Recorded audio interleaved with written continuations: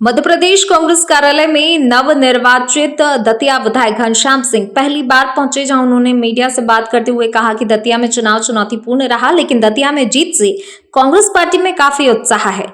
आशुतोष तिवारी को लेकर बोले। आशुतोष तिवारी भोपाल में बड़ी तोप हो सकते हैं, लेकिन दतिया में उन्हें कोई नहीं जानता था। वह संघ में रहे और बड़े बड़े पदों पर काम भले किया, लेकिन वह दतिया में कभी सक्रिय नहीं रहे। दतिया की अधिकतर जनता उन्हें नहीं जानती थी।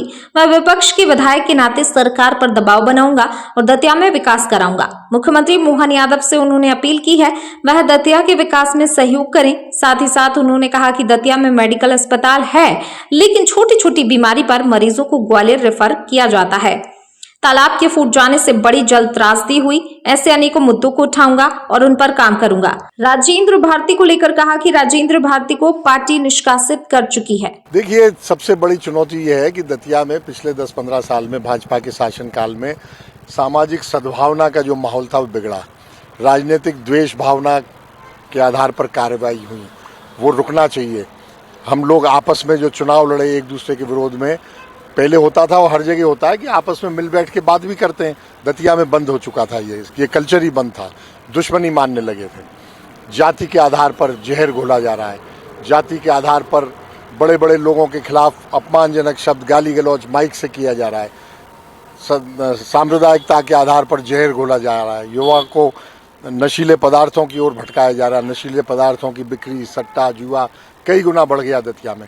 इन सबको मैं ज़बरदस्त दबाव बना के प्रशासन पर सबसे पहले इन सारी चीज़ों पे अंकुश लगाऊंगा। ये बिल्कुल सही है, कभी कभी परिस्थिति ऐसी होती है। ये चुनाव एक तरह का चुनावी जीत एक तरह की प्रेरणा स्रोत है। हर कार्यकर्ता में जोश आ गया है।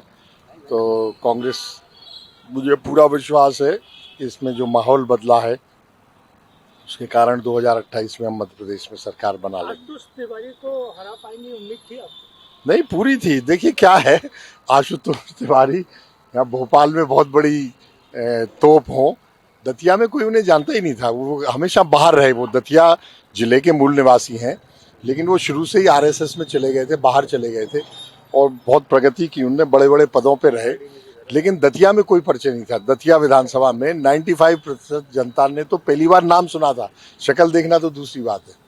इसलिए कोई बहुत भी होते तो कड़ा मुकाबला होता से लगता है। नहीं, मुकाबला तो खैर चुनौतीपूर्ण होता, लेकिन फिर भी मैं जीतता, मुझे पूरा विश्वास है। और मुझे तो पार्टी ने आदेश दिया था और मैंने स्वीकृति दी थी, यही मान के कि नरोत्तम जी से ही मुकाबला होगा।